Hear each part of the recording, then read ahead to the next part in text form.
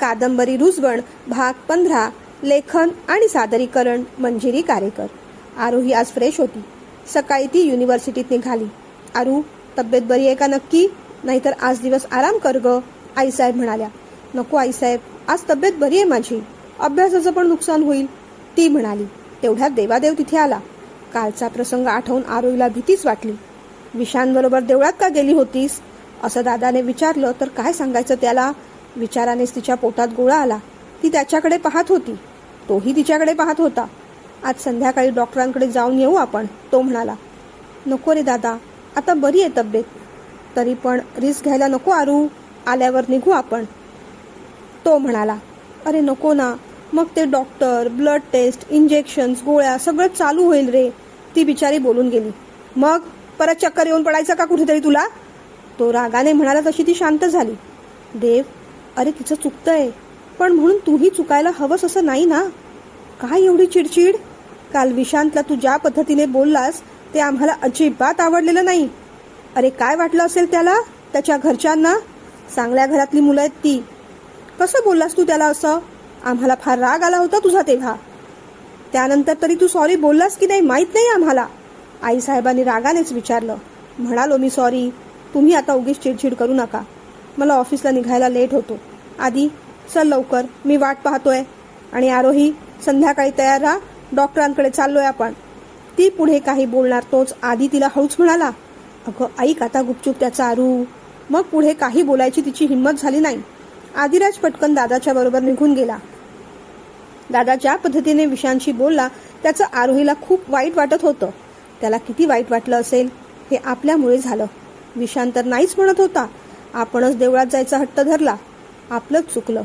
पण सगळे विचार झटकत मग ती उठली, युनिव्हर्सिटीत गेली. गाडीत देवने आधीला विचारलं. आधी, काल माझं चुकलं रे, पण आता काय करू? फोन करून पुन्हा एकदा विशांशी बोलू का, त्याने विचारलं. ॲक्च्युली दादा, आता तो पण हर्ट झालाय. तू डायरेक्ट फोन करू नकोस. आधी मिलिंदाशी बोल, तो सुचवेल काय करायचं ते. आधीची आयडिया देवला पटली. तो ऑफिसमध्ये आला तेव्हा मिलिंदा आले नव्हते. देव त्याच्या केबिनमध्ये गेला. विचार करत राहिला. आजपर्यंत देवचा कधीच कुणी अपमान केला नव्हता, तोही एवढ्या नम्रपणे. विशांत दुखावला होता हे देवला कळत होतं. आपलं बोलणं फार चुकलं हेही समजलं होतं. विशांत आणि आरोहीला अशा पद्धतीने समोर पाहून आपला कंट्रोल सुटला. हे त्यामागचं स्पष्टीकरण होतं, पण ते बरोबर नव्हतं. आता आरोहीला तरी काय बोलायचं. सगळेच एन्जॉयमेंटच्या मूडमध्ये होते. 10-15 पावलं ती त्याच्या बरोबर पुढे गेली. तर काय झालं, आपण नाही का प्रांजलशी फ्रीली बोलत. प्रांजल विशांशी किती छान बोलते. एवढं चालतं. आरोहीला उगीच त्या गोष्टीसाठी रागवायला नको. खरं तर विशांतने जे केलं ते आरोहीच्या भल्यासाठी केलं. या सगळ्यात चुकलं ते आपलंच. विचार करत असतानाच मिलिंदा आत आले. आहे का थोडा वेळ, बोलायचं होतं तुझ्याशी. मिलिंदांचा स्वर एकदम परका वाटला. ते आज जरा रागातच होते. काय झालं मिलिंदा? कालच्या प्रकरणावरून तू सुद्धा रागावलास माझ्यावर, देवने विचारलं. मग रागवायला नको, तू कुणाला काहीही बोलशील, मिलिंदाने पुन्हा रागानेच विचारलं. देवने मान खाली घातली. चुकलं माझं, माफी मागतोय ना. पटकन निघून गेलं रे तोंडातून, देव म्हणाला. अरे असं कसं निघून जातं तुझ्या तोंडातून काहीही? विशांत तुला तसला मुलगा वाटला का? फार सभ्य मुलं आहेत आमची. मुलींचा रिस्पेक्ट करणं काय असतं ते शिकवलंय आम्ही त्यांना. उद्या आदिराजबद्दल जर कुणी असं बोललं तर आवडलं असतं तुला? ते प्रकरण तेवढ्यावरच थांबलं नाही. घरी जाऊन सुद्धा दादा त्याला बरंच काही बोलला. काहीही चूक नसताना त्याने का ऐकून घ्यावं सगळ्यांचं? दादा बोलला कारण तू ओव्हर रिॲक्ट झालास. तो बिचारा काहीच बोलला नाही, तुलाही नाही आणि दादालाही नाही. पण त्याला किती वाईट वाटलं असेल. काहीही चुकी नसताना त्याला दोषी धरलं गेलं. दादाशी पण भांडलो मी, बरंच काही सुनावलं त्याला. पण तुझंही वागणं मला अजिबात आवडलेलं नाही. आणि तू कितीही सॉरी म्हणालास तरी या बाबतीत मी तुला माफ करणार नाही. रागारागाने मिलिंदा उठले. देवने त्यांना थांबवलं. सॉरी मिलिंदा, चुकलं माझं. माझ्या वागण्याचं समर्थन करत नाहीये मी, पण रागाच्या भरात सॉरी रे, प्लीज. अरे एवढा कसला राग येतो रे तुला? मुळात तो तुझा राग नसतोच देव, ती फक्त तुझी भीती आहे. आरोही बद्दलची अनाठाई भीती. राग आणि भीती या काही वेगळ्या नव्हेत. समोरचा माणूस आपल्यापेक्षा दुर्बल असला की आपण त्याच्यावर रागावतो. आणि जर तो आपल्यापेक्षा बलवान असला तर आपण त्याला भीतो. बाकी भावना तीच असते. एखादी गोष्ट आपल्या अपेक्षेच्या विरुद्ध घडणं ही भावना. मग त्यातून एकतर भीती निर्माण होते, नाहीतर राग. तुझ्या बहिणीच्या काळजीपोटी तू रागावलास आणि त्याच्या बहिणीच्या काळजीपोटी तो बिचारा भ्यायला. भावना दोघांची एकच होती. पुढे मागे वैदेहीला काही त्रास होऊ नये म्हणून तो बिचारा शांत राहिला आणि तो दुर्बल झाला म्हणून तू त्याच्यावर रागावलास. मीच डॉमिनंट आहे, सगळ्यांनी माझंच ऐकायला हवं, हा जो तुझा अरेरावी स्वभाव आहे ना, यामुळे तुला तुझी भीती कुणासमोर दाखवायची नसते खरं तर, म्हणूनच तू राग दाखवतोस. पण आता वेळीच बदल स्वतःला. तुझ्या वागण्याचा त्रास होतो सगळ्यांना. मिलिंदा चांगलंच ऐकवत होते.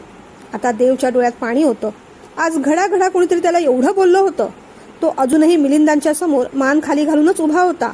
डोळ्यातून 2-4 अश्रू येऊ लागले होते. रुमाल शोधण्यासाठी खिशात हात घातला तर तोही वेळेवर सापडेना. एखाद्या अपराध्यासारखं मान खाली घालून तो उभा होता. मिलिंदांनाच मग जरा वाईट वाटलं.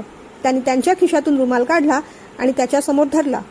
नको, असू दे, हळू आवाजात देव म्हणाला. घे गुपचूप. मिलिंदांनी दरडावलं तसा त्याने तो रुमाल घेतला आणि डोळे पुसले. मिलिंदा मग बाहेर पडले. आज जेवायला मिलिंदा त्यांच्या केबिनमध्ये आले नाहीत म्हणून तो स्वतःच गेला. काय झालं मिलिंदा, जेवायला आला नाहीस तू आज? देवने विचारलं. हो, नाही आलो. असं काय करतोस रे? सगळेच रागावलेत माझ्यावर. सकाळी आईसाहेबांनी पण ऐकवलं मला. तू तरी चल ना. देव, तू जा प्लीज, मला नाही बोलायचंय तुझ्याशी, जा तू. मिलिंदा असं म्हणाले तसं देव वळला. आज मिलिंदाला पण भयंकर राग आला होता त्याचा. युनिव्हर्सिटीत आरोही आणि वैदेही लेक्चर झाल्यानंतर कॅम्पसमध्ये थांबल्या. आरू, सकाळी नीट बोलायला मिळालं नाही ग, कशी आहे तब्येत तुझी आता? वैदेहीने विचारलं. बरी आहे, आरोही म्हणाली. वैदू, दादा विशांतला चिडून काहीतरी बोलून गेला, त्यांना खूप वाईट वाटलं असेल ना ग? आरोहीने विचारलं. हो ग, घरी आल्यानंतर दादा सुद्धा खूप ओरडले त्याला. बिचारा काल तर जेवला नाहीच, आजही ऑफिसला तसाच निघून गेला. ते ऐकून आरोहीला फार वाईट वाटलं. काय दुर्बुद्धी सुचली आणि मी त्या देवळात गेले. खरंच सॉरी ग, त्यांना पण सॉरी सांग. असं म्हणत आरोही रडू लागली. अगं अगं, रडू नकोस. कधी कधी अशा गोष्टी होऊन जातात. चुकी नसते कुणाची, पण वेळ आणि दिवस खराब असतो. जाऊ दे. मला सांग, हे तुला काही बोलले नाहीत ना? काल तर खूप चिडले होते. मला तर तुझीच भीती वाटत होती. वैदेहीने विचारलं. नाही, त्या गोष्टीवर तर चिडला नाही, पण मी संध्याकाळी डॉक्टरकडे जायला नको म्हटलं तेव्हा मात्र चिडला. आता संध्याकाळी डॉक्टरांकडे जावंच लागणार आहे. पुन्हा त्या ब्लड टेस्ट, औषधं, गोळ्या, इंजेक्शन, कंटाळा येतो मला. पण आता जावं लागेल, नाही तर पुन्हा चिडेल तो. त्याचा मूड पण काही बरा नाही फार. सकाळी आईसाहेब कालच्या घटनेवरून त्याला खूप ओरडल्या. आरोहीने माहिती सांगितली. बापरे, एक छोटीशी गोष्ट झाली आणि त्याचे किती परिणाम झाले ना? वैदेही म्हणाली. देवादेव अजूनही अस्वस्थच होता. जेवायचा तर मूड निघून गेला होता. कॉफी मशीनकडे जाऊन सारखी सारखी कॉफी मात्र घेत होता. मिलिंदा सगळं पाहत होते. त्यांनाच मग जरा वाईट वाटलं. ते केबिनमधून बाहेर आले. कितवी कॉफी ही? त्यांनी विचारलं. तो काही बोलला नाही. काय रे, काय विचारलं? कितवी कॉफी? ते पुन्हा म्हणाले. मी मोजली नाही रे, 2री-3री असेल, वैतागत म्हणाला तो. 7वी कॉफी आहे. अरे काय चाललंय तुझं? ठेव ती कॉफी, जा गुपचूप केबिनमध्ये. देवने त्यांचं काही ऐकलं नाही. त्याने पुन्हा कॉफीचा मग भरला. देव, तुला सांगितलेलं कळत नाही का रे? कॉफी ठेव, जा जेवायला, मी आलोच. देवने मग निमूटपणे कॉफी तशीच ठेवली आणि केबिनमध्ये जाऊन बसला. मिलिंदा तरी कुठे जेवले होते. त्यांचा डबा घेऊन ते देवच्या केबिनमध्ये आले. जेवायला सुरुवात कर आता. देवने निमूटपणे जेवायला सुरुवात केली. मला सांग, कालच्या घटनेबद्दल काय ठरवलंयस तू आता? मिलिंदाने सरळ सरळ विचारलं. त्याने मिलिंदांकडे आश्चर्याने पाहिलं. काय ठरवू? त्याने विचारलं. चुकलं असं वाटतंय ना, मग शिक्षा नको का भोगायला? तू सगळ्यांना शिक्षा देत असतोस ना, मग तुलाही ती मिळायलाच हवी. मिलिंदा सहजपणे म्हणाले. बोल, मान्य आहे मला शिक्षा, तो म्हणाला. शिक्षा ऐकायच्या आधीच मान्य केलीस, नंतर पश्चाताप व्हायला नको तुला. मिलिंदा असं म्हणताच त्याने एकदा डोळे बंद केले. बोल, वेळ नको काढूस, रागावून तो म्हणाला. मिलिंदा मग थोडेसे हसले. रागावू नकोस देव, तुझ्या भल्याचंच बोलतो. या एका घटनेने बरीच मनं दुखावली रे. घरी कुणी काही बोलत नाही, पण वाईट सगळ्यांनाच वाटलंय. मला कळतंय रे मिलिंदा, चुकलं माझं, पण आता मी काय करू? तू म्हणशील तसं करीन मी, तो म्हणाला. मग माझ्यासोबत घरी ये, विशांतला सॉरी म्हण. काल गरमागरमीत नीट तुलाही बोलायला जमलं नसेल, त्यानेही नीट ऐकून घेतलं नसेल. आज बोलून टाक सॉरी, मिलिंदा म्हणाले. चालेल. आणि मग माझी शिक्षा? त्याने विचारलं. हीच तुझी शिक्षा? मग देव किंचित हसला. आता त्याला कुठेतरी थोडं बरं वाटत होतं. 3 वाजले तसं वैदेहीचं लक्ष मोबाईलवर गेलं. बरोबर 3 वाजता यांचा फोन येतो. आज तो आलेला नाही. हे चिडले असतील का? विशांत दादाशी सुद्धा किती रूडली बोलले हे. एवढा कसला राग असतो यांना? आज देवने काही तिला फोन केला नाही. संध्याकाळी विशांत घरी आला. थोडा वेळ झाला तशी वैदेही त्याच्या रूममध्ये गेली. दादा, थोडं बोलायचं होतं रे, हळू आवाजात ती म्हणाली. ये ना, बस. काय झालं? अगदी नॉर्मल होऊन विशांतने विचारलं. तिला जरा रडू आलं. काल जे घडलं त्याबद्दल यांच्या वतीने मी तुला सॉरी म्हणते. यांचं चुकलं. तुला फार वाईट वाटलं असेल ना? तिने विचारलं. मग विशांत तिच्याकडे पाहून हसला. फार लवकर परकी झालीस वैदू. त्यांच्या वतीने सॉरी म्हणायला आलीस मला. त्यापेक्षा दादा, तुझ्या बरोबरीने मलाही वाईट वाटलं एवढंच म्हणाली असतीस तर जास्त आपलं वाटलं असतं मला. तो म्हणाला. तसं नाही रे दादा, खरं सांगू का, मलाही त्यांचा तेवढाच राग आला. असं वाटलं की सगळ्यांसमोर त्यांना ऐकवावं. माझा दादा तसा नाही. त्याला असं बोलायची तुमची हिंमतच कशी झाली असं म्हणावं. घरचे सगळे मोठे समोर होते म्हणून तेवढी हिंमत केली नाही रे. पण कधी विषय निघाला तर बोलणार आहे मी त्यांना. ती असं म्हणताच विशांतने तिच्या खांद्यावर हात ठेवला. ए वैदू, असं काही करायचं नाही. असा विचार सुद्धा मनात आणू नकोस हा. देव ना, तू काही बोलणार नाहीयेस. हे बघ, त्यांच्या जागी जर मी असतो तर कदाचित मीही असंच वागलो असतो. माझ्या मनात त्यांच्याबद्दल काहीही नाही. आणि तूही तुझ्या मनातून काढून टाक असले विचार. उगीच चुकीचे विचार करायचे नाहीत हा. आपल्यामुळे त्या दोघांच्या नात्यांमध्ये प्रॉब्लेम येऊ नये म्हणून विशांत समजुतीने ते सगळं बोलत होता. सॉरी दादा, ती म्हणाली. बरं ठीक आहे, माझ्यासाठी 1 कप चहा आणशील का? तो म्हणाला. आणते हं, असं म्हणत ती खाली उतरली. संध्याकाळी देव आधीला म्हणाला. आधी, मी वैदेहीच्या घरी जाणार आहे. विशांतशी बोलणार आहे. पुन्हा एकदा सॉरी म्हणणार आहे त्याला. मिलिंदाने सुचवलं मला तसं. तू गाडी घेऊन घरी जा. आरोहीला तयार राहायला सांग. मी आलो की तिला डॉक्टरांकडे घेऊन जाईन. देव म्हणाला. वाटल्यास आरूला मी नेतो डॉक्टरांकडे. आधी म्हणाला. तुझं ऐकणार नाही रे ती. मला जावं लागेल. तू फक्त आईसाहेबांना निरोप दे. आधी गाडी घेऊन गेला. देव मिलिंदांबरोबर त्यांच्या घरी आला. मिनल काकू आणि विणाताई खरेदीसाठी मार्केटमध्ये गेल्या होत्या. दादा नुकतेच येऊन बसले होते. विशांत त्याच्या रूममध्ये काम करत होता. विराज त्याच्या रूममध्ये अभ्यास करत होता. वैदेही किचनमध्ये चहा घ्यायला आली. चहा गाळला आणि तेवढ्यात दादांचा आवाज कानी पडला. अरे देव, तुम्ही अचानक आलात. ते ऐकताच तिच्या काळजात एकदम धस्स झालं. हे आलेत? हे इथे कशाला आलेत? बाहेर याची काही हिंमत होईना. किचनमधूनच ती सगळं वाकून पाहू लागली. देव काही बोलला नाही. मिलिंदांनी मात्र सांगितलं. अरे दादा, त्याला विशांशी जरा बोलायचं होतं. देव, तू बस, मी आलोच. असं म्हणत मिलिंदा किचनमध्ये आले. वैदू, पाणी दे ग जरा. वैदेहीने पटकन ग्लासात पाणी ओतलं. काका, हे इथे कशाला आलेत? तिने विचारलं. विशांतला सॉरी म्हणायला. अरे पण काल तर किती भडकले होते. आज पुन्हा तसे चिडणार नाहीत ना? घाबरत घाबरत तिने विचारलं. आज कसा चिडेल? आज तोच चांगला घाबरलाय. चांगला दम दिलाय त्याला. मिलिंदा असं म्हणताच ती काकाकडे अविश्वासाने पाहू लागली. खरंच सांगतोय, मीही आज खूप चिडलो त्याच्यावर. तिच्या भुवया जरा वर झाल्या. मग काय म्हणाले ते? काळजीने तिने विचारलं. काय म्हणणार? रडत होता मुळूमुळू. भुवयांबरोबर आता तिचे डोळेही मोठे झाले. बरं, त्याला आधी थंडगार पाणी नेऊन दे ग. वैदेहीने माठातलं पाणी ओतलं. मिलिंदा बाहेर आली. मिलिंदा, मी जाऊ का विशांच्या खोलीत? देवने असं विचारताच दादा पुढे झाले. देव, अहो तुम्ही एवढं मनाला लावून घेऊ नका हो. काल विशांत जरा चुकलाच. मी समजावलं त्याला. घाबरत घाबरत दादा म्हणाले. नाही नाही दादा, काल खरं तर माझं चुकलं म्हणूनच सॉरी म्हणायला आलोय मी. देव म्हणाला. अहो त्याची खरंच काही गरज नाही देव. दादा पुढे काही बोलणार तोच मिलिंदा म्हणाले. गरज कशी नाही दादा? काल विशांची काही चूक नव्हती. सगळ्यांसमोर त्याचा अपमान झाला. त्याला वाईट वाटलं नसेल का? अरे मिलिंद, काय बोलतोयस तू? देव आपले होणारे जावई आहेत. त्यांच्याशी असं वागलेलं मला अजिबात आवडणार नाही. दादा रागाने म्हणाले. जावई तो नंतर झाला. त्याआधी तो फक्त माझा देव आहे. त्याच्यावर जेवढी मी माया केली तेवढंच त्याचं चुकलं तर त्याला रागवण्याचा सुद्धा अधिकार आहे मला. आहे ना देव? मिलिंदांनी असं विचारताच देवने मानेनेच हो असं सांगितलं. हे पहा देव, तुम्ही विशांशी जरूर बोला, पण सॉरी वगैरे म्हणायची खरंच काही गरज नाही हो.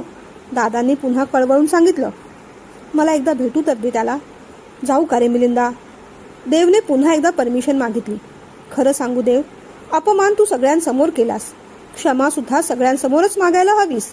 मिलिंदा असं म्हणताच दादा आणखीनच भडकले. काय चाललंय तुझं मिलिंद? आपले जावई येत ते, त्यांच्याशी कुणी असं वागतं का? नाही दादा, मिलिंदा बरोबर बोलते. मिलिंदा, तू त्याला खाली बोलवतोस का मग? दादांनी डोक्याला हात लावून घेतला. मिलिंदाने विशांतला फोन केला. वैदही अजून किचनमध्येच होती. ग्लासातलं थंड पाणी आता गरम होऊ लागलं होतं. विशांत, जरा खाली ये रे. देव आलाय, त्याला भेटायचंय तुला. ते ऐकताच विशांतला भलतंच टेन्शन आलं. आता आरोही यांना काही बोलली असेल का? आपल्या नात्याबद्दल यांना काही कळलं असेल का? असे अनेक प्रश्न त्याच्या मनात येऊन गेले. का रे काका, ते का आले तिथे? त्याने उलट विचारलं. खाली आल्यावर कळेल ना ते. आधी खाली ये तू. विशांत खाली आला. देव समोर येऊन उभा राहिला. काय झालं देव? विशांतने भीत भीत विचारलं. देवने हात जोडले. विशांत, काल जे काही बोललो त्यासाठी सॉरी म्हणायचं होतं. चुकून माझ्या तोंडातून निघून गेलं. सॉरी. देवने हात जोडले तसेच दादा पुढे झाले. त्याआधीच विशांतने त्यांचे हात सोडवले होते. नाही नाही देव, हात जोडून लाजवू नका मला. विसरलोय मी ते सगळं. बोलताना त्याचा आवाज जरा हळू झाला. होय देव, तुम्ही सुद्धा आता मनातून हे सगळं काढून टाका. मिलिंद, तू सुद्धा आता फार ताणू नकोसा. हे तुझं वागणं अजिबात बरोबर नाहीये, दादा म्हणाले. देव, तुम्ही उभे का? बसा ना. मिनल काकू आणि विणाताई दरवाजाजवळ उभं राहून थक्क होऊन ते सगळं पाहत होत्या. सगळं सावरल्यानंतर त्या पुढे झाल्या. देव, बसा ना. कधी आलात आपण? विणाताईंनी पुढे येऊन विचारलं. हे काय, आत्ता चालू. बसा, आपण चहा आणते मी, त्या म्हणाल्या. नको नको, मला निघायचंय. आज आरोहीला घेऊन डॉक्टरांकडे जायचंय मला, असं म्हणत तो उठला. कशी आहे आरोहीची तब्येत आता? दादांनी विचारलं. विशांतलाही खरं तर तेच विचारायचं होतं, पण बरं झालं दादांनीच विचारलं. बरी आहे असं ती म्हणते, पण डॉक्टरांकडे एकदा जाऊन यायला हवं. तिथेच चाललोय मी आता, देव म्हणाला. बरं, निघू का मी? अरे देव, असाच कुठे निघालास? पाणी तरी घे. अगं वैदू, पाणी आण ना. मिलिंदा ओरडले तशी वैदही बाहेर आली. भीत भीत तिने देवकडे पाहिलं, पण आज त्याचं अजिबात तिच्याकडे लक्ष नव्हतं. त्याने पाण्याचा ग्लास उचलला, घटाघटा पाणी प्यायला. ग्लास पुन्हा ट्रेमध्ये ठेवला. तिच्याकडे न पाहताच तो मिलिंदांना म्हणाला. येतो मी मिलिंदा. थांब देव, कसं जाणार आहेस तू घरी? मिलिंदांनी विचारलं. गाडीनेच जाणार, देव म्हणाला. भिरभिरल्यासारखं काय करतोयस? गाडी आधी घेऊन गेला, तू माझ्या बरोबर आलास ना मग? ते ऐकून देव कन्फ्यूज झाला. त्याने डोक्याला हात लावला. अरे हो रे, आता ऑटो करून जाईन ना, तो म्हणाला. नको, थांब, मी तुला घरपर्यंत सोडतो, असं म्हणत मिलिंदा बाहेर पडले. अरे कशाला उगीच? चल देव. देवने मग दादांचा निरोप घेतला. बाकी कुणाकडेही न पाहता तो सरळ बाहेर पडला. गैरसमज दूर झाले म्हणून वैदहीला बरं पण वाटलं.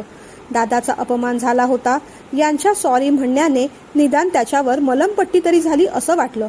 पण त्यांचा पडलेला चेहरा पाहून मात्र फार फार वाईट वाटलं. काका बराच ओरडलेला दिसतोय त्यांना. रात्री फोन करावासा वाटत होता, पण साहेबांचा मूड कसा आहे काय माहीत. त्यापेक्षा उद्याच बोललेलं बरं, असं म्हणून तिने मग काही फोन केला नाही. वैदहीचं अगदी मरण झालं होतं. एकीकडे दादा, दुसरीकडे देवादेव. थोडं टेन्शन पण येऊ लागलं होतं. काका यांना काय बोलला असेल? खरंच हे रडले असतील का? चेहरा तर फारच उतरला होता. माझ्याकडे पाहिलं सुद्धा नाही यांनी. माझ्यावर सुद्धा चिडले असतील का? काकाने पण एवढं बोलायला नको होतं. एखाद वेळेस चुकून बोलून जातो माणूस. कसलाही इगो न ठेवता दादाला बिचारे हात जोडून सॉरी म्हणालीच की. काका ओरडला त्याचं त्यांना सुद्धा तर वाईट वाटलं असेल ना. आपण त्यांच्याशी बोलायला हवं. दुसऱ्या दिवशी सुद्धा देवचा फोन आला नाहीच. पण दुसऱ्या दिवशी कारण जरा वेगळं होतं. देव कामाच्या गडबडीत होता. महत्वाची मीटिंग होती. ती आटपून झाल्यावर देव आणि मिलिंदा त्या मीटिंगबद्दल चर्चा करत बसले होते. मला वाटतं देव, हे डील तू फायनल करून टाक. आपला प्रॉफिटच आहे त्यात, मिलिंदा म्हणाले. मलाही तसंच वाटतं मिलिंदा. ऑफर तर चांगली वाटते, पण ऑर्डर आपण पूर्ण करून देऊ का याची जरा काळजी वाटते. अरे का ऑर्डर पूर्ण होणार नाही? आपले वर्कर्स चांगले आहेत. ओव्हर टाईम त्यांना चांगला देऊ. नक्की पूर्ण होईल ऑर्डर. आठवडाभराचा तर प्रश्न आहे, ते सगळं माझ्यावर सोड, मिलिंदा म्हणाले. तोच देवचा फोन वाजला आणि त्याच्या चेहऱ्यावर एक मोठी स्माईल आली. काय रे, आई साहेबांचा फोन आहे? नाही रे, तुझ्या फुलपाखराचा. ते ऐकून मिलिंदा पण हसले. बरं, मग मी इथे थांबायचं की बाहेर जायचं? त्यांनी विचारलं. देवने हातानेच बस असं सांगितलं. हॅलो. अहो मी वैदेही बोलतेय. आज तिने पहिल्यांदाच स्वतःहून त्याला फोन केला होता. बोल, तुझा नंबर सेव्ह केलाय मी. देव जरा गंभीरतेनेच म्हणाला. कसे आहात तुम्ही? तिने भीत भीत विचारलं. तो सुद्धा चेष्टा करायच्याच मूडमध्ये होता. कसा असायला हवा मी? जराही न हसता तो म्हणाला. अशी का उत्तरं देताय? चिडलाय का तुम्ही? तिने पुन्हा भीत भीत विचारलं. कुणावर? त्याने विचारलं. माझ्यावर किंवा काकावर? तिने बिचारीने विचारून टाकलं. हो, चिडलोय. तुझ्यावर पण आणि तुझ्या त्या काकावर पण. काल वाटेल तसं बोलला मला. सोडणार नाही मी त्याला. ते ऐकताच बिचारी गांगरून गेली. देवला आता हसू येत होतं. मिलिंदांनाही हसू येत होतं. असं काय म्हणताय? तो मोठा आहे ना. काहीतरी समजावलं असेल त्याने. असं म्हणून जावयाशी कुणी असं बोलतं का? आणि तू उलट त्याचीच बाजू घेतेस. तो मला एवढं बोलला त्याचं तुला काहीच नाही. तुला वाईट वाटलं नाही का त्याचं? रागानेच विचारलं. अहो वाईट वाटलं म्हणून तर फोन केला ना. तुम्ही चिडू नका ना. ती बिचारी आता हवालदिल झाली होती. असं? मग मी आणखीन चिडू नये असं तुला वाटत असेल तर आज चांगलं भांड तुझ्या काकाशी. त्याला सांग, माझ्या नवऱ्याला तू असं कसं बोललास? जमेल का तुला हे करायला? देवने विचारलं. अहो मी हे कसं बोलणार त्याला? तिने विचारलं. एरवी तर सगळ्यांशी कचा भांडत असतेस. पाहिलं ना मी. ती बिचारी शांत राहिली. ठेवू मग मी फोन?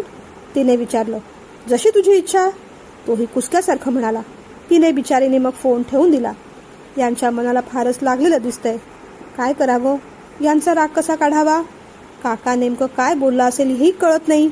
बिचारी फारच गोंधळली. सासर आणि माह्याची नाती सांभाळताना तारेवरची कशी कसरत होते याचा पहिला धडा आज तिला मिळाला होता. फोन ठेवल्यानंतर देव आणि मिलिंदा खूप खूप हसले. पण मिलिंदा लगेच म्हणाले. देव, माझ्या फुलपाखराला असा त्रास द्यायचा नाही हा. अगदी मजे सुद्धा नाही. लगेचच फोन करून तिला खरं काय ते सांगून टाक. सांगेन रे मिलिंदा. थोडा वेळ राहू दे की टेन्शनमध्ये. नको रे देव, तिला त्रास नको देऊस. मला नाही आवडत ते. मिलिंदा म्हणाले. बरं, करतो थोड्या वेळाने. देवने फोन केला नाही. पण त्याचं सॉरी तिच्यापर्यंत पोहोचलं होतं. पुढच्या अर्ध्या तासातच तिला एक छान बुके, चॉकलेटचा बॉक्स, एक हार्टमधलं लव्ह लेटर मिळालं होतं. विराजने तो बॉक्स तिच्याकडे आणून दिला. तिला जरा आश्चर्यच वाटलं. तिने उघडून पाहिलं. त्यात लिहिलं होतं, to my sweet heart from Dev. ती लाजली. चॉकलेटचा बॉक्स पाहून तिला खूप आनंद झाला. पण चॉकलेटचा बॉक्स उघडून बघते तर काय, त्यात फक्त इवलंसं चॉकलेट होतं आणि बाकी सगळे हेल्दी ड्रायफ्रुट्स होते. ठीक आहे, आज ते हेल्दी ड्रायफ्रुट्स सुद्धा तिला चॉकलेटपेक्षा गोड लागले. चॉकलेटचा बॉक्स घेऊनच रात्री ती झोपून गेली. त्यानंतर मात्र सगळेजण खूप बिझी झाले. लग्नाची लगीनघाई सुरू झाली. पत्रिका छापल्या गेल्या. देव स्वतः जाऊन देवीला पत्रिका ठेवून आला. मध्ये एक गोष्ट मात्र भयंकर झाली. तो अलिबागला जाऊन आला होता. राधाला भेटून आला होता. पण डॉक्टरांनी जी बातमी दिली होती त्याने तो शॉक झाला होता. अस्वस्थ सुद्धा झाला होता. राधाला कॅन्सर असावा असा डॉक्टरांना प्राथमिक अंदाज होता. तिच्या काही टेस्ट करायच्या होत्या. असं काही असूच नये अशीच त्याने प्रार्थना केली. ही गोष्ट त्याने आईसाहेबांना सांगितली. त्यांना पण फार हळहळ वाटली. देव सुद्धा एखाद्याची किती परीक्षा घेतो बघ ना. रोहितचे आपल्यावर अनंत उपकार आहेत. राधाच्या तब्येतीच्या बाबतीत तू कधीच हयगय केली नाहीस, करणारही नाहीस. ठाऊक आहे आम्हाला. पण बिचारीचे असे हाल पाहवत सुद्धा नाहीत. कधीतरी आम्हाला तिथे घेऊन जा देव. थोडे दिवस आम्ही तिच्यासोबत राहू. आईचं प्रेम देऊ तिला. प्रेमाची गरज तर प्रत्येकालाच असते ना. त्या म्हणाल्या. देव त्यावर काही बोलला नाही. वैदेहीच्या घरी सुद्धा लग्नाची गडबड चालू होती. मिलिंदांनी वहिनी साहेबांना फोन केला. वहिनी साहेब, आम्ही आमच्या गुरुजींना सांगितलंय, पण तुमच्या आणखीन काही वेगळ्या पद्धती आहेत तर त्याही सांगा. पुण्यवचन, कन्यादान, सप्तपदी, होम हवन हे सगळं होईलच, पण त्या व्यतिरिक्त आणखीन काही आहे का? वहिनी साहेब शांत हसल्या. फार कोणतंही अवडंबर नको मिलिंदा. आणि कन्यादान तर अजिबात म्हणू नका. अहो सोन्यासारखी लेक तुमची. दान का कराल? उलट आम्ही आमच्या दोन्ही हाताने तिचं ग्रहण करू, तिचा स्वीकार करू. कन्यादान नाही, ते पाणी ग्रहण आहे. बाकी फार मानपान नकोत. आपल्या मुलांना फक्त आशीर्वाद हवे आहेत, बाकी काही नको. मिलिंदांची काळजी मिटली होती. वीणाताई, मिनल काकू, दादासाहेब, मिलिंदा सगळे चर्चेसाठी बसले होते. बरं दादा, पुण्यवचनासाठी तुला पाटावर बसता येईल का लहान स्टूल सांगूया? म्हणजे आधीच तशी तयारी करून ठेवता येईल ना? मिलिंदाने विचारलं. अरे मिलिंद, माझ्यासाठी काहीच तयारी करू नकोस, कारण पुण्यवचनाला तू आणि मिनल बसणार आहात. दादा असं म्हणताच मिलिंदा आणि मिनल काकू पाहत राहिले. काहीतरीच काय दादा, वेड्यासारखं काही बोलू नकोस. तुम्ही दोघे असताना आम्ही बसण्याचा काय संबंध? काय संबंध म्हणजे? वैदूशी तुझा काहीच संबंध नाही? दादासाहेबांनी उलट विचारलं. अरे आहे रे, पण तुम्हाला सुद्धा एकच लेक आहे ना, मिलिंदा म्हणाले. आणि तुला सुद्धा तर एकच लेक आहे ना. खरं सांगू मिलिंद, आम्ही दोघांनी फक्त तिला जन्म दिलाय. तिला वाढवलं तू, तिची काळजी घेतलीस तू, तुझ्या खालोखाल मिनलने. तेव्हा सगळ्यात जास्त अधिकार तिच्यावर तुमचाच आहे. आणि आता यावर पुन्हा चर्चा नको. मिलिंदा आणि मिनल काकू डोळ्यात पाणी आणून एकमेकांकडे पाहत राहिले. ताई जाणार म्हणून विराज खूप रडवेला झाला होता. वैदहीला तर सारखं सारखं रडू येत होतं. पण आता काही गोष्ट ऍक्सेप्ट करण्याशिवाय पर्याय नव्हता. जवळच्या नातेवाईकांची व्यवस्था देवादेवने हॉटेलवरच केली होती. सरदेसाई काका प्रांजल बरोबर लग्नाला येऊन गेले, कारण देव स्वतः भेटून त्यांना पत्रिका देऊन गेला होता. वहिनी साहेबांना भेटून त्यांना खूप आनंद झाला. दुरावलेले संबंध नव्याने जुळत होते. वहिनी साहेबांनी मोठ्या मनाने म्हटलं, भाऊजी, संबंध दुरावले होते, पण आता मुलांच्या रूपाने ते जवळ येत आहेत. म्हणूनच आम्ही प्रांजलचा हात आमच्या आधीसाठी मागतोय तुमच्याकडे. सरदेसाई काकांनी वहिनी साहेबांसमोर हात जोडले. प्रांजल तुमच्या छत्रछायेखाली सुखात राहील, आम्हालाही तेवढंच हवंय असं म्हटलं. आदिराज आणि प्रांजल दोघांनी लग्नात खूप मजा केली. देवदादाच्या लग्नाला यायचं हे प्रांजलचं स्वप्न पूर्ण झालं होतं. रिसॉर्टच्या प्रकरणावरून विशांत आणि आरोही थोडे बावरले होते. एकमेकांशी बोलायला आता जास्तच भीती वाटत होती. ते प्रकरण झाल्यानंतर विशांतने फोन करून आरोहीला सांगितलं होतं की सध्या भेटणं नको, तू अभ्यासावर फोकस कर. माझा बिझनेस सेट झाला की मग मी घरी स्वतःच विषय काढेन. शिवाय झाल्या प्रकरणावर दादा किती चिडला होता हे आरोहीने पाहिलं होतं. लगेचच आणखीन काही गोंधळ नको म्हणून थोडे दिवस शांतच राहिलेलं बरं हे तिलाही पटलं. लग्नात जवळची पाहुणे मंडळी येऊन गेली. मागे थांबणार असं कुणी नव्हतं. लग्न लागलं, अक्षता पडल्या.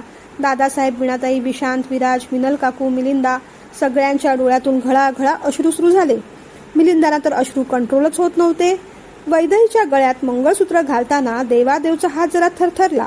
बाकी कोणत्या कारणासाठी नाही, तर आता खूप मोठी जबाबदारी आपण घेणार आहोत, ती यशस्वीरित्या पेलवली जावी या प्रार्थनेने आणि त्या विचाराने.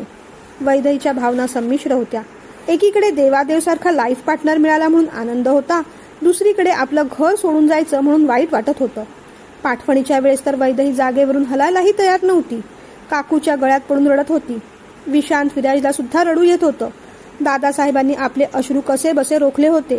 शेवटी वीणाताईंनी तिला जवळ घेतलं. वैदू, अगं ती मंडळी वाट पाहतायत, आता निघायला हवं ना. वैदहीचं रडणं कुठे थांबत होतं? कदाचित माहेरी केलेला हा शेवटचा हट्ट होता तिचा. मिलिंदा, वैदहीचं दुःख कळतं आम्हाला, पण आता निघायला हवं ना. उशीर होतोय. जाता जाता देवदर्शन करायचंय, त्यानंतर गृहप्रवेश होईल. आमच्या इथे आमच्या देवघरात पूजा होईल. सगळ्यालाच फार उशीर होईल ना. शिवाय उद्या सत्यनारायणाची पूजा देखील आहे, त्याची सुद्धा तयारी करायची आहे. तेव्हा वैदहीला आणा आता बाहेर. वहिनी साहेब असं म्हणाल्या तोच मिलिंदानी क्षणभर डोळे मिटले. हेच काम त्यांना करायचं नव्हतं, पण ते काम त्यांच्याशिवाय दुसरं कुणाला जमणारही नव्हतं. मन घट्ट करून शेवटी मग ते तिच्या खोलीत गेले.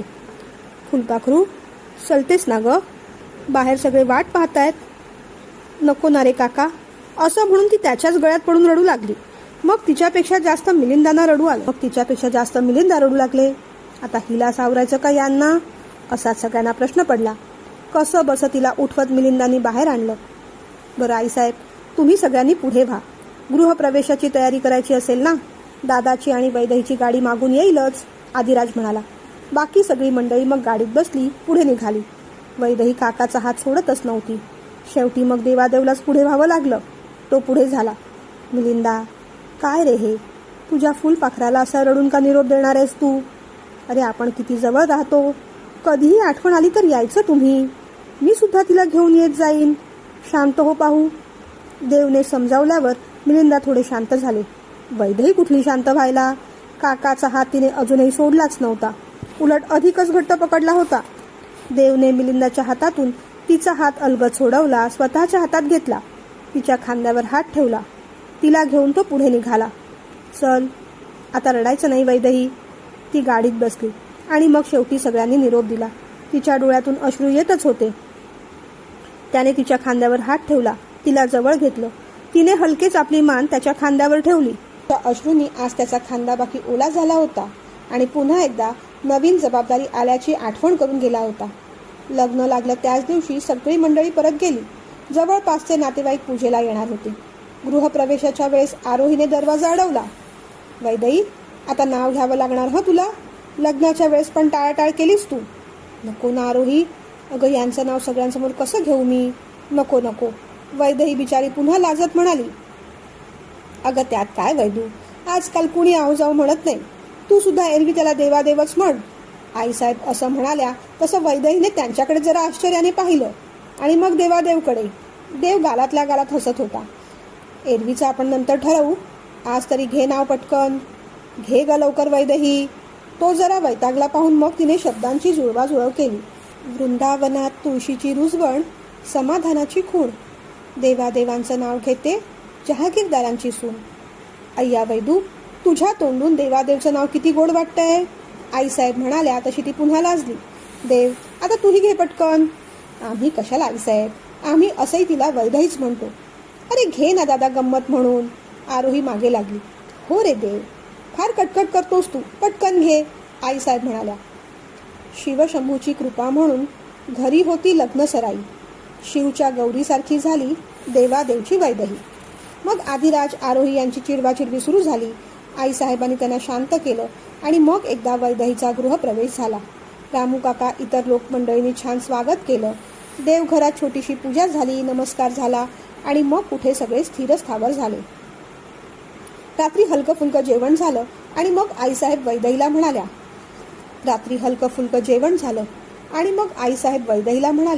वैदेही, आज तू आरूसोबत तिच्या रूममध्येच झोप, पण उद्या लवकर उठावं लागेल हं, उद्या पूजा आहे ना.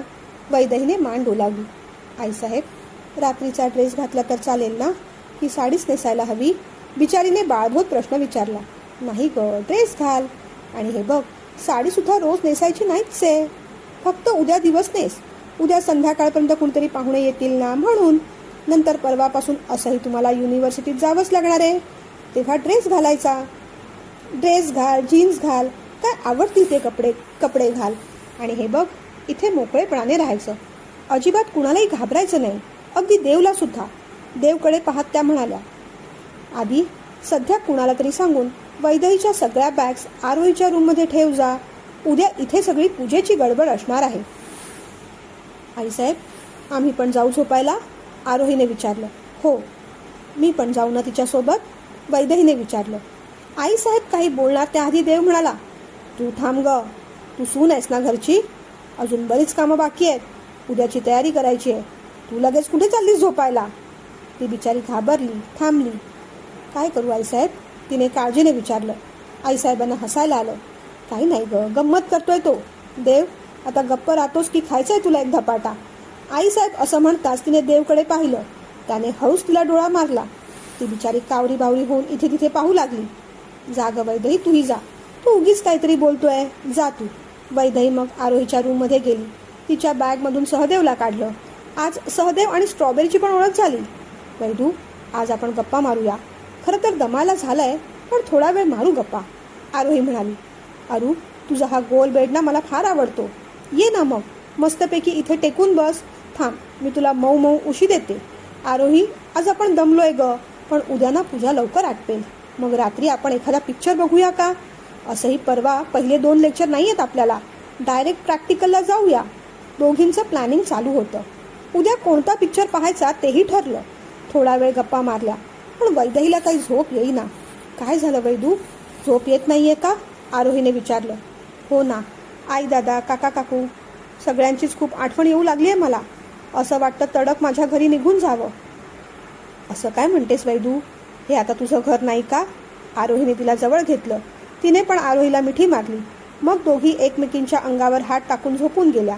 रात्री अलार्म लावायला दोघी पण विसरल्या. सकाळी देवादेव उठून तयार झाला, तरीही वैदेही अजून झोपूनच होती. आईसाहेब सुद्धा तयार झाल्या. हे काय देव, अजून वैदेही उठली नाही. त्याने देवला विचारलं. फोन करून पहा जरा. देवने फोन केला, पण फोन कुठला उचलायला, तो बॅगेत होता. त्याने आरोहीला फोन केला, तिने पण फोन उचलला नाही. मग शेवटी त्यांना उठवायला तो स्वतःच वर गेला. आरोही, आतून काहीच आवाज नाही. त्याने पुन्हा एकदा हाक मारली. मग मात्र वैदेहीला जाग आली. देवचा आवाज ऐकून ती एकदम घाबरली. तिने इथे तिथे पाहिलं. मग लक्षात आलं की कालच आपलं लग्न झालंय. आपण आरूच्या रूममध्ये झोपलोय. आई साहेबांनी आपल्याला लवकर उठायला सांगितलं होतं. आपण लवकर उठलेलो नाही आणि आता आपला नवरा बाहेर उभं राहून आपली वाट पाहतोय. ती पटकन बाथरूममध्ये गेली. तोंडावर पाण्याचे हपकारे मारले. तेव्हा कुठे झोपेतून ती जागी झाली. पटकन ओढणीलाच तोंड पुसून तिने दरवाजा उघडला. समोर देव सदरा पायजमा घालून तयार होऊन उभा होता. हे काय, तुझी अजून तयारी झालेली नाही? त्याने विचारलं. काय ग? ती आणखीनच घाबरली. अहो, जाग नाही आली. सॉरी. ती घाबरली पाहून मग देवने तिला शांत केलं. बरं, आता लवकर तयारी कर. गुरुजी आले पण. अरूला पण उठव, तिची मदत घे. लवकर खाली ये. तिने चटकन अरूला उठवलं. अंघोळ वगैरे उरकून घेतली. अरू, साडी नेसायला मदत करशील मला? आरोहीने तिला साडी नेसायला मदत केली आणि मग कशी बशी तयार होऊन ती खाली आली. झोप झाली वैदू? आईसाहेबांनी प्रेमाने विचारलं. हो, पण उठायला थोडा उशीरच झाला. सॉरी. ती म्हणाली. काही हरकत नाही. दमली होतीस काल तू. आता थोडं दूध घे. आज तुम्हा दोघांचा उपवास आहे ना? नको, दूध आवडत नाही मला. मग उपाशी राहणार का तू? त्यांनी विचारलं. आईसाहेबांनी मग जबरदस्तीने तिला केळं खायला दिलं. दोघेही पूजेला बसले. पूजा झाली. संध्याकाळी वैदेहीच्या घरातले सगळेजण आले होते. वैदेहीला भेटून छान नटलेली सजलेली पाहून सगळ्यांना खूप आनंद झाला. सगळेजण गप्पा मारत होते. विशांत मात्र शांत होता. विशांत, विराज, तुम्ही आमच्याकडे पहिल्यांदा येताय ना? या, तुम्हाला घर दाखवतो, असं म्हणत देवने त्यांना घर दाखवलं. विशांतच्या खांद्यावर हात टाकला. तेव्हा मात्र विशांत आणि देवच्या चांगल्या गप्पा झाल्या. गार्डन दाखवायच्या निमित्ताने आरोही विशांत आणि विराजला घेऊन बाहेर गेली. तेव्हा हळूच विशांतला म्हणाली. विशांत, हे सगळे क्षण आपल्या वाट्याला रे केव्हा येणार? तुझं टेन्शन कळतंय मला आरोही. 1 वर्ष थांब फक्त. तोपर्यंत तुझंही शिक्षण पूर्ण होईल. मी सुद्धा सेट झालेलो असेल. आपलं ठरलंय ना, तोपर्यंत भेटणं नको. सध्या करिअरवर फोकस करू, विशांतने समजावलं. वैदेही, ये बस बाळा. हे सगळेजण तुलाच भेटायला आले आहेत. बस. आई साहेबांनी तिला बाजूला बसवलं. देव सुद्धा समोर येऊन बसला. लग्न झालं, पूजा झाली. आमच्या मनात गोंधळ जागरण करायचं सुद्धा होतं. आईसाहेब पुढे काही बोलणार तेवढ्यात देव म्हणाला. नाही आईसाहेब, आता आणखीन काहीही प्रोग्राम नाही. आता वैदेही आणि आरोहीला फक्त अभ्यासावर लक्ष केंद्रित करू देत. परीक्षेला फक्त 2 महिने राहिलेत त्यांच्या. आमचं फिरणं सुद्धा त्यानंतरच होईल. त्याने स्पष्टपणे स्टँड घेतल्यानंतर मग पुढे विषय वाढलाच नाही. तेही बरोबरच आहे. मिलिंदा तर म्हणतच होते, परीक्षा झाल्यानंतर लग्न घेऊ. आम्हीच काय ती घाई केली. पण आता बाकी आम्ही त्यांच्या अभ्यासाच्या अजिबात मध्ये येणार नाही. त्या दोघींचा अभ्यास महत्त्वाचा. आणि बरं का दादा, काही काळजी करू नका. वैदेहीचं शिक्षण, तिचं करिअर या सगळ्याची जबाबदारी आता आमची असणार आहे. तिला जितकं हवं तितकं शिकू दे. जे करायचं ते करू देत. आम्ही आडकाठी तर करणार नाहीच. उलट आमच्याकडून नेहमी सपोर्टच असेल तिला. अहो, आमच्या घराण्यात रीतिरिवाजाबरोबर शिक्षणाचे संस्कार सुद्धा जपले जातात. माझं स्वतःचं शिक्षण यांनी लग्नानंतर पूर्ण करायला लावलं मला. त्यामुळे वैदेहीची अजिबात काळजी करू नका तुम्ही. अगदी कोणत्याच बाबतीत काळजी करू नका. आम्हाला ती आरोहीसारखीच आहे. आम्ही तिला प्रेमानेच वागवणार. आईसाहेब असं म्हणताच दादासाहेबांची काळजी मिटली. वहिनीसाहेब, वैदेही लहान आहे तशी. तुम्ही तिच्यावर माया कराल यात वाद नाही. पण ती चुकली तर तिला समजून घ्या. दादा म्हणाले. आत्ताच म्हटलं ना दादा, खरंच काळजी करू नका. तिचं चुकलं तरीही आम्ही समजून घेऊ. तिची चूक तिला प्रेमाने समजावून सांगू. तिला दुःख होईल, वाईट वाटेल असं काही करणार नाही. विश्वास आहे ना आमच्यावर? वहिनीसाहेबांचा तो शब्द ऐकून दादासाहेब मग शांतपणे हसले. बरं वैदू, मला सांग, तुला कोणतं आईस्क्रीम हवं आहे? कोणतं आईस्क्रीम मागवूया आपण? सगळ्यांसाठीच मागवूया, मिलिंदा म्हणाले. वैदेहीच्या तोंडाला खरं तर पाणी सुटलं होतं. पण तिने देवादेवकडे पाहिलं. तोही तिच्याकडेच पाहत होता. तशी ती पटकन म्हणाली. नको काका, जंक फूड नको फार. मिलिंदांना हसायला आलं. बरं, चला निघूया मग. मिलिंदा असं म्हणताच वैदेही पुन्हा रडवेली झाली. थोडा वेळ थांबा ना सगळेजण. नको ना रे जाऊस काका. पिल्लू, असं काय, आता निघायला हवं ना. आम्ही कितीही वेळ थांबलो तरी ते कमीच असणार आहे. तुम्ही सुद्धा सगळे दमले असणार. तेव्हा लवकर आटपून आराम करा. उद्या सकाळी ऑफिसला पण जायचं आहे ना. ऑफिसला जायच्या आधी मी भेटून जाईन तुला, मग तर ठीक. डोळ्यात पाणी येत होतं. वैदेहीने ते कसं बसं थांबवलं आणि मग जड अंतःकरणाने सगळ्यांना निरोप दिला. सगळेजण गेल्यानंतर रामू काकांनी जेवण लावलं आणि मग आवराआवर करून तेही सर्वंट क्वार्टरमध्ये झोपायला निघून गेले. दादा, खरं तर 2 दिवस तरी तुम्ही कुठेतरी फिरून यायला हवं होतं रे, आदिराज म्हणाला. बरं. देवने त्याच्याकडे फार काही लक्ष दिलं नाही. तो लॅपटॉपमध्ये काहीतरी काम करत होता. तू मला आधी सांग, गुजरातच्या फॅक्टरीचे सगळे डिटेल्स त्या मॅनेजरकडून घेतलेस का तू? देवने असं विचारताच आदिराजने जीभ चावली. अरे सॉरी रे दादा, विसरलो. लगेचच मेल करून येतो हां, असं म्हणत आदिराज त्याच्या रूममध्ये उठून गेला. आईसाहेब, आम्ही पण जाऊ झोपायला आता? आरोहीने विचारलं. हो जा. चल ग वैदू. आरोही असं म्हणताच वैदेही पण उठली. तेवढ्यात आईसाहेबांनी तिला थांबवलं. वैदेही, तू नको जाऊस. आजपासून तू आरोहीच्या रूममध्ये नाही, तुमच्या रूममध्ये झोपायचं. ते ऐकून वैदेहीला एकदम धडधडू लागलं. मी थोडे दिवस आरोहीच्या रूममध्ये झोपले तर नाही का चालणार आईसाहेब? तिने भीत भीत विचारलं. का ग, तुझी रूम पण तर बाजूलाच आहे, आईसाहेब म्हणाल्या. ती आडून आडून बोलत होती आणि आईसाहेब सुद्धा आडून आडूनच उत्तर देत होत्या. तसं नाही, काल तिच्या रूममध्ये चांगली झोप लागली मला, ती म्हणाली. तुझ्या रूममध्ये पण लागेल. हळूहळू तुझं सामान तुझ्या रूममध्ये पण सेट करावं लागेल ना, त्या म्हणाल्या. पण आम्ही आजपासून एकत्र बसून अभ्यास करणार होतो. पुन्हा काहीतरी खोटं कारण तिने पुढे चिकटवून टाकलं. दिवसभर करा की अभ्यास, पण रात्री ती तिच्या रूममध्ये झोपणार, तू तुझ्या, आईसाहेब स्पष्ट बोलल्या. नको नाही साहेब, प्लीज. मी अरुच्या रूममध्ये झोपते ना. तिचा आवाज आता अगदी रडवेला होत चालला होता. देव तिच्याकडेच पाहत होता. का ग, आईसाहेबांनी प्रेमाने विचारलं. मला घरची खूप आठवण येते. आता ती जवळजवळ रडायला आली होती. तू कुठेही झोपलीस ना तरी ती येणारच बाळा. थोडे दिवस इथली सवय होईपर्यंत आठवण येतच राहणार. पण हे बघ वैदू, थोडं धैर्य ठेवायला शिकायचं बेटा. कसं असतं ना, आपल्या सगळ्यांनाच अनेक नात्यांमध्ये जगावं लागतं अगं.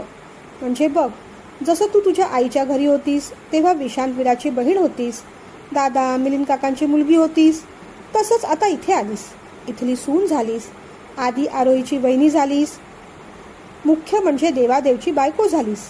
आता या सगळ्याच भूमिका तुला पार पाडायच्या आहेत. सगळी जबाबदारी घ्यायची आहे. यशस्वी पद्धतीने ती तू उचलशील, यात आम्हाला काहीच शंका नाही. हळूहळू या सगळ्या गोष्टी तुला आता स्वीकारायला हव्यात बेटा. ही सगळी नाती पेलता यायला हवीत. सगळ्या जबाबदाऱ्या तू घ्यायला हव्यास. हे बघ, तू काही एकटी नाहीस. आम्ही सगळे तुझ्याबरोबर आहोतच. पण लक्षात ठेव, तुझी जबाबदारी तुलाच घ्यावी लागणार आहे. जितक्या लवकर तू इथे सेट होशील तितकं तुलाच बरं पडेल ना. तिच्या डोक्यावरून हात फिरवत त्या म्हणाल्या. पण निदान आज दिवस तरी झोपू का आरोही बरोबर? तिने शेवटचा पर्याय विचारून पाहिला. नाही, नको, आईसाहेबांनी स्पष्ट सांगितलं. तिच्या डोळ्यात आता पाणी जमा होऊ लागलं होतं. आत्ताच सांगितलं ना, जबाबदारी घ्यावीच लागणार आहे. आज उद्या करून काय होणार आहे? जा आता. असंही उद्या युनिव्हर्सिटीत जायचं आहे तुम्हाला. लवकर झोप जा. अरू, तिच्या बॅग देवदादाच्या रूममध्ये ठेवायला मदत कर जा तिला. ते ऐकताच वैदेहीचा चेहरा पडला. देव ते सगळं पाहतच होता. आरोहीला पण जरा वाईट वाटलं. पण खरं तर वैदेही असली की तिला सुद्धा विशांतला फोन करता येत नव्हता. आज तो घरी आला होता तरी व्यवस्थित बोलायला मिळालं नव्हतं. त्याच्याशी खूप काही बोलायचं होतं, सांगायचं होतं, म्हणून तिने पण मग फार तो विषय ताणला नाही. वैदेही आरोहीच्या मागे पहिल्यांदा तिच्या रूममध्ये गेली. दोघींनी मिळून वैदेहीच्या बॅगा देवच्या रूममध्ये आणून ठेवल्या. वैदेहीने ती रूम पाहून घेतली. ही आजपासून ही आपली रूम. मनात विचार येऊन गेला. काय झालं वैदू, एवढं वाईट वाटून नको घेऊस. शनिवारी माझ्या रूममध्ये झोपायला येत जा. मी सांगेन तेव्हा आईसाहेबांना. बरं मला सांग, हे तुझं सामान बॅगेतच राहू दे की वॉर्डरोबमध्ये लावायचं आहे? आरोहीने विचारलं. वैदेही काही बोलत नव्हती. बेडवर तशीच शांत बसून होती. देव अजूनही काम करतो आहे पाहून आईसाहेब म्हणाल्या. देव, तूही जा आता झोपायला. देवने मग लॅपटॉप बंद केला. तो उठणार तेवढ्यात आईसाहेबांनी त्याला थांबवलं. देव, वैदेहीला आम्ही समजावलं आहेच, पण तुलाही सांगतोय, जरा संयमाने. आधी तिला समजून घे. घाबरलीये, बावरलीये, लहान आहे रे ती, त्या म्हणाल्या. हो ना, अगदी बालविवाह केलाय ना तिचा. जरा रागातच तो म्हणाला. काय हे बोलणं देव? शोभलं का रे असं बोलणं तुला? आईसाहेब रागावल्या. तसं त्याने आईसाहेबांच्या मानेभोवती आपले दोन्ही हात टाकले. अहो कळतं की मग आम्हाला, कशाला सगळ्या गोष्टी समजावता, तो म्हणाला. आईसाहेबांनी त्याच्याकडे रागाने पाहिलं आणि विचारलं, फार शहाणा झालास तू? देवने लगेच कान पकडले. सॉरी, संयमाने घेऊ. येऊ आता? आईसाहेब हसल्या. पायऱ्या चढून मग देव त्याच्या रूममध्ये आला. देव आणि वैदही दोघांचं पती पत्नी म्हणून नातं कसं फुलणार आहे? गोड गुलाबी त्यांची पहिली रात्र, तरीही संयमाची, नात्याच्या मर्यादेची, एकमेकांना सांभाळत समजून घेण्याची. उद्यासुद्धा देवादेव तिला एक मस्त गोष्ट सांगणारच आहे. तुम्हाला पण देवादेवच्या मतितार्थाच्या गोष्टी खूप खूप आवडतात हे कमेंट करून समजलं मला. उद्याचा भाग अजिबात चुकवू नका. हसत रहा, हसवत रहा, आनंदी रहा. या आनंदातच उद्या भेटू.